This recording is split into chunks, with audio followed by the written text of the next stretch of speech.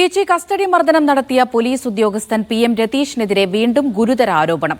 ഒരു കേസുമായി ബന്ധപ്പെട്ട് സ്റ്റേഷനിലെത്തിയപ്പോൾ ക്രൂരമായി മർദ്ദിച്ചെന്നും തനിക്കെതിരെ കള്ളക്കേസ് രജിസ്റ്റർ ചെയ്തുവെന്നും വില്ലേജ് അസിസ്റ്റന്റ് പി.എസ്. അസർ ആരോപിച്ചു. സർവീസിൽ നിന്ന് സസ്പെൻഡ് ചെയ്യപ്പെട്ട അസർ 3 വർഷത്തെ നിയമ പോരാട്ടത്തിനൊടുവിലാണ് തിരിച്ചെത്തിയത്. 2018 മണ്ണുത്തി പോലീസ് സ്റ്റേഷനിൽ ഒരു കേസുമായി ബന്ധപ്പെട്ടെത്തിയ തന്നെ പോലീസ് ഉദ്യോഗസ്ഥനായ രതീഷ് ക്രൂരമായി മർദ്ദിച്ചു. ചെയ്യാത്ത തെറ്റിന് വ്യാജ കേസുണ്ടാക്കി.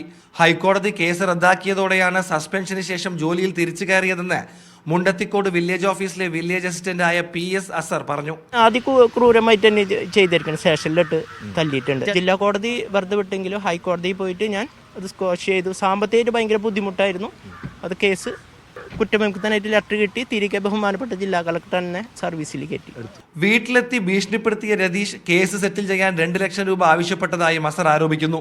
സർക്കാർ സർവീസിലുള്ള ആളായതിനാൽ നിയമവശം പരിശോധിച്ച ശേഷം മാത്രം പരാതിയുമായി മുന്നോട്ട് പോകാമെന്നാണ് അസറിന്റെ തീരുമാനം. അതിനിടെ മുൻ സംസ്ഥാന പോലീസ് മേധാവി ടി.പി. സെൻകുമാറിനെതിരെ ആരോപണവുമായി പത്തനംതിട്ടയിലെ മുൻ SFI നേതാവ് ജയകൃഷ്ണൻ തണ്ണിത്തോട് രംഗത്ത് വന്നു. ഡിവൈഎസ്പി മധു ബാബുവിനെതിരായ അന്വേഷണ റിപ്പോർട്ട് പൂഴ്ത്തിയത് സെൻകുമാറാണെന്നാണ് ജയകൃഷ്ണന്റെ ആരോപണം. 2012 എന്നെ മർദ്ദിച്ച പോലീസ് റിപ്പോർട്ട് അന്നത്തെ DGP ആയിരുന്ന സെൻകുമാർ സാറിന്റെ കൈവശമാണ് ചെല്ലുന്നത്. അദ്ദേഹം അന്ന് കേരള പോലീസിനെ കാവ്യവൽക്കരിക്കാനുള്ള വലിയ നടപടി സ്വീകരിച്ചുകൊണ്ടിരിക്കുന്ന കാലമാണ്. അപ്പൊ എന്ത് ചെയ്തു? അദ്ദേഹം മധുബാബുവിനെ പോലൊരു പോലീസ് ഉദ്യോഗസ്ഥന് അന്വേഷണ റിപ്പോർട്ട് വരുമ്പോൾ അദ്ദേഹം അത് സ്വാഭാവികമായും പൂഴ്ത്തിവെക്കും. എന്നാൽ ജയകൃഷ്ണന്റെ ആരോപണങ്ങൾ മുൻ DGP ടി.പി. സെൻകുമാർ തള്ളി. റിപ്പോർട്ട് സമർപ്പിക്കപ്പെട്ട കാലയളവിൽ താൻ DGP ആയിരുന്നില്ലെന്ന് സെൻകുമാർ ഫേസ്ബുക്ക് പോസ്റ്റിലൂടെ വ്യക്തമാക്കി. പത്തനംതിട്ട ബ്യൂറോയ്ക്കൊപ്പം മീഡിയ 1 തൃശൂർ.